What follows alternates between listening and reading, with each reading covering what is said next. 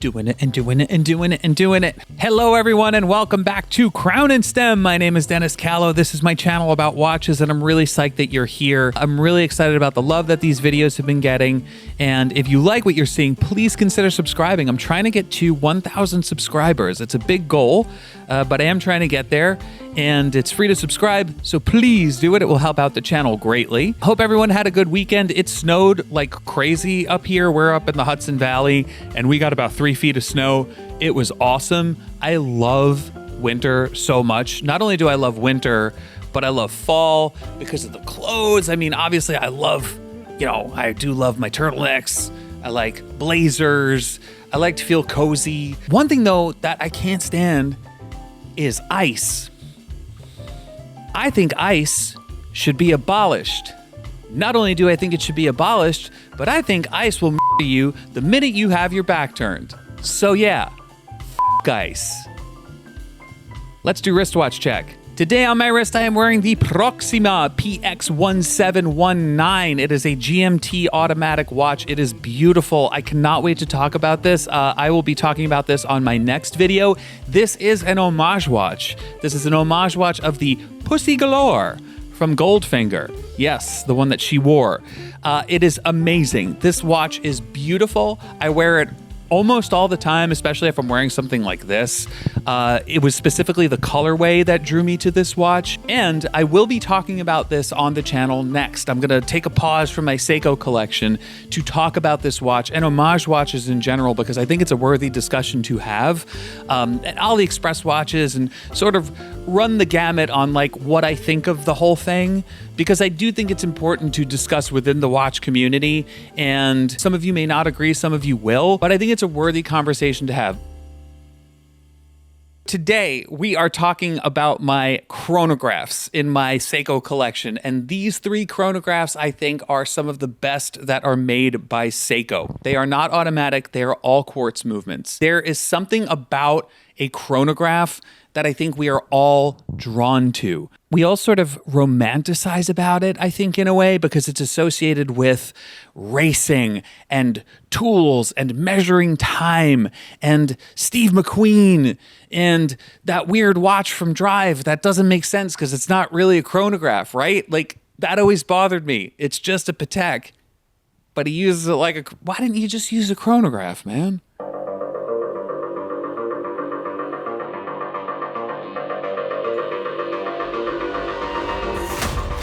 Back to coffee. I finally, I got some. This is in the cat mug, too.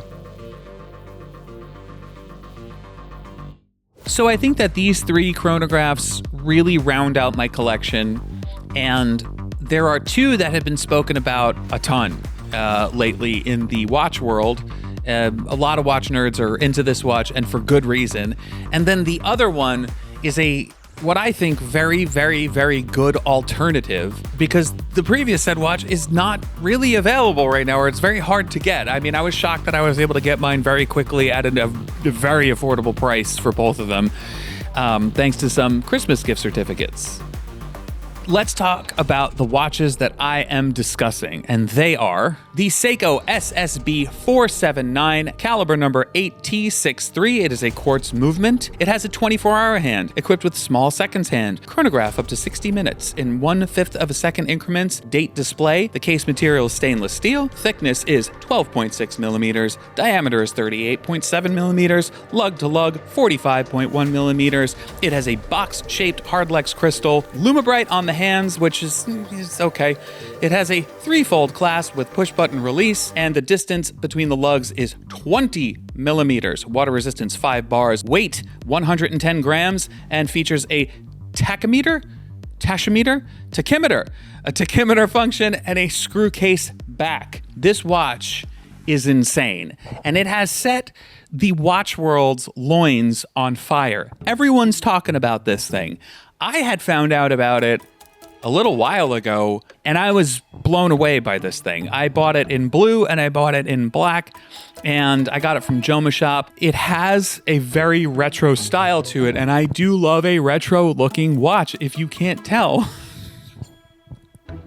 There's something very romantic, again, about going back in time and seeing something that could have been worn on a Steve McQueen, or the watch that I feel like this one should have been featured in Drive because it makes more sense because it's an actual chronograph. But there's just something very beautiful and romantic about going back and seeing that kind of watch on your wrist, something that looks like it carries heritage with it. And also the sizing of it is beautiful. On my wrist, it fits perfectly. It has a great feel. It's lightweight. It will fit a lot of smaller wrists, which is tough to do with a chronograph. Usually chronographs are very chunky and very thick, and they sort of overtake your wrist, you know, and this just does not do that.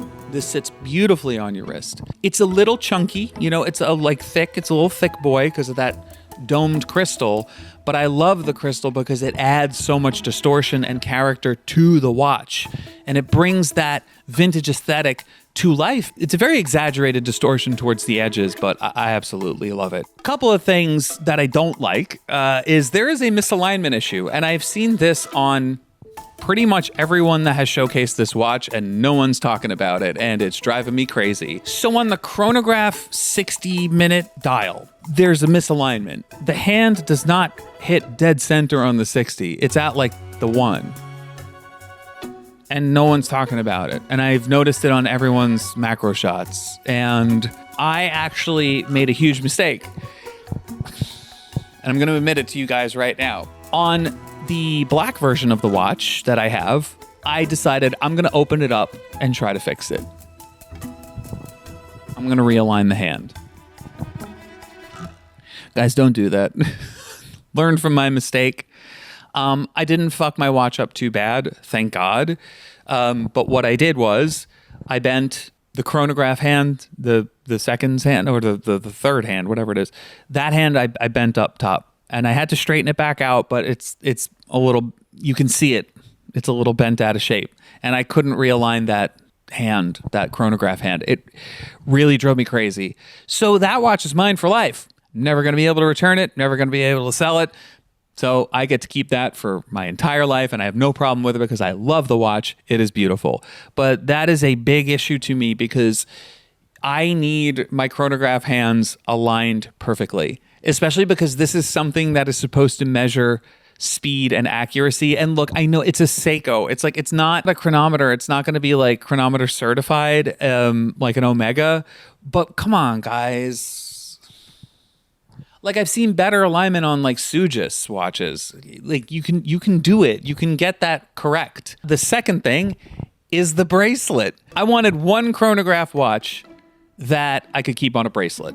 And I decided, okay, this is a 20 millimeter bracelet. I can easily put one of my, favorite bracelets that I got off of AliExpress on here, because AliExpress has these bracelets that I absolutely love. I get the watch and I see the bracelet and I'm like, well, that's not that bad. And let me see if I can adjust it to my size. It's not great because it only has 2 micro adjustments, and I can't get it to fit right. It's either too tight or a little too loose, and I hate too loose because I don't like it when my watches are like going down my arm. I hate that feeling. I like it when it sits nice and flush like this one. See, look, I can go like this, I can go like that, not moving anywhere, right? Because I have those micro adjustments on there that I can easily just customize this watch to my wrist. So then I tried to put on one of my own bracelets.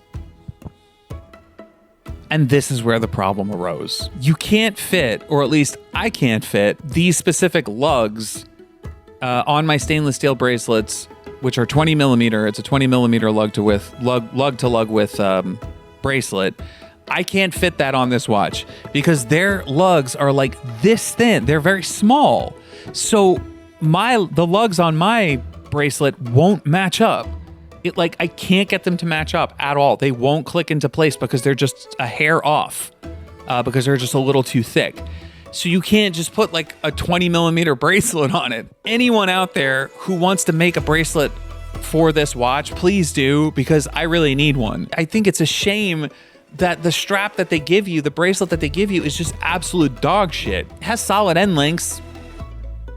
There's a plus. I'm wearing a watch right now that I got for less than this one, and the bracelet is phenomenal. Absolutely phenomenal. Amazing tolerances. Quick release on a bracelet. beautiful, heavy, nice feel to it. Well made, well constructed, awesome micro adjustments. And the watch costs less. What are you doing, Seiko? What are you doing? The good outweighs the bad.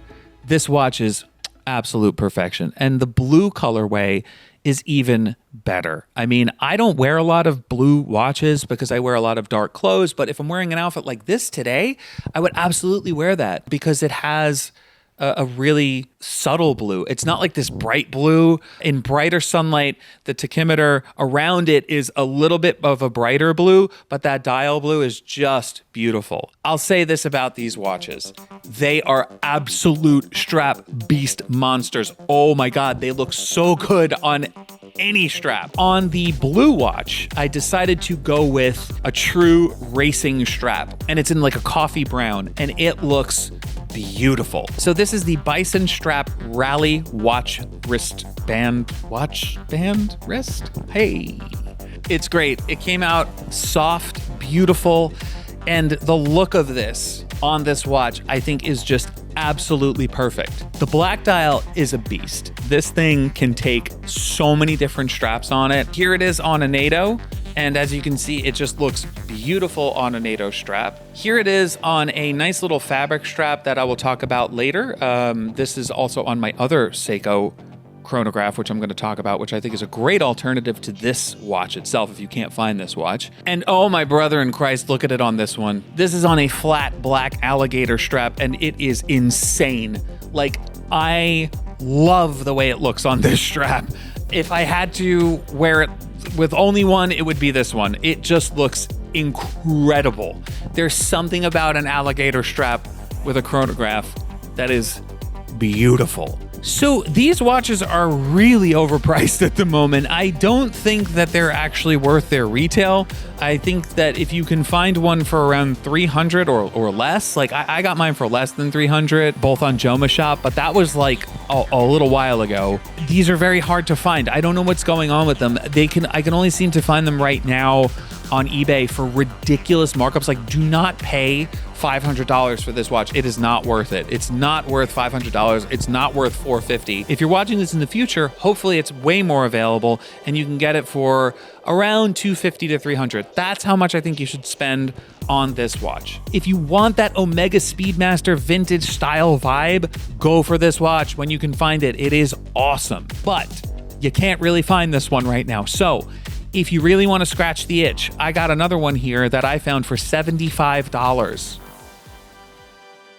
This worthy alternative is the Seiko Essentials Chronograph Quartz Black Dial Men's Watch Model SSB429P1. It features a stainless steel case and bracelet, a black dial with silver tone hands and markers, and a tachymeter bezel. The watch is powered by a Seiko Caliber 8T63 quartz movement and has 3 subdials for chronograph functions and date display. Now, this one is a little bit bigger. It's a 41.5 millimeter case diameter, 12.1 millimeter case thickness, and an annoying bandwidth of 22 millimeters. Now, this one is a little bit bigger. Not big enough, though, to sort of be overpowering on your wrist. The lug to lug on this says 46.5, but on my wrist, as you can see, it's not overpowering at all. It doesn't feel much bigger than the SSB429. And I understand what if you would want to hold out on it, you totally can because of the size, but I feel like this one, because it's a chronograph, really doesn't feel that large. I don't know what it is about it. It should. Looking at the measurements, like, it absolutely should, but as you can see on my wrist, it fits pretty well. It's not too overpowering. There's not a lot of overhang. I really like it. In fact, I kind of wear this one a little bit more than I do the SSB479. It really does have more of that modern Omega vibe to it. If it was a full reverse Panda, I would really have loved that, but this one is way more affordable, and it has the same movement. It literally has the same exact Mega Quartz movement in it. So you're not really getting anything different internally. It has that wonderful snapback of the chronometer hand. If after you're measuring, it just snaps right back into place. The alignment is actually better on this one. It's spot on as far as I can tell. I think that there's like maybe a slight misalignment on that chronometer hour hand. Like it's just a little bit, the chronograph hour hand is a little bit maybe off center, but not as egregious as the previous. The strap width is doable. I hate it. I wish they could have given us a 20 millimeter, but I guess with the size of watch, that makes sense. I had no issue getting straps for this. The bracelet, just throw it in the trash. Throw it in the trash. It has hollow end links. It's a piece of shit. Absolute piece of shit. Change out the strap immediately. So I ended up getting these fabric straps for them. They're water resistant and they have quick release triggers on them, which are great. These are the on the level water resistant Oxford fabric watch strap, sailcloth with leather black lining, quick release watch band replacement. That's on Amazon. They're very good. I highly recommend them. I got one in black and it has the contrast white stitching. And I also got one for the SSB429 in the 20 millimeter. And then I got a white one or like a cream one. And oh my God, does this watch specifically shine with that white band on it? It just looks amazing. I don't know what it is. I don't know what it's brings out in it, but it does something to the watch that I can't explain. So if you can't find the SSB429 anywhere, which most likely you can't, I would say that this is a really worthy alternative. And if you dig, you can get them for less than $100. I got mine for $75 and it was brand new. If you see any scratches or anything on them, they're from me. They didn't come that way. I have been wearing the hell out of these watches. Seiko nailed it with these two. Like absolutely nailed it. But if I were you, I would not sleep on the SSB4269. Is that it? Did I get that right? But if I were you, I would not sleep on the Seiko SSB429. I think it is such a worthy alternative and it's been slept on. No one's really covering it as much as the SSB479, and I think that's a shame. It has all of the elements that the other one has. It just doesn't have some of the character. So guys, that's it for today. Thank you so much for joining me on this episode of Crown and Stem. Again, if you like what you're seeing, please hit subscribe, hit the bell for notifications, leave a comment below. Let's join in on the discussion. And thanks again for joining me on Crown and Stem. I'll see you on the next one.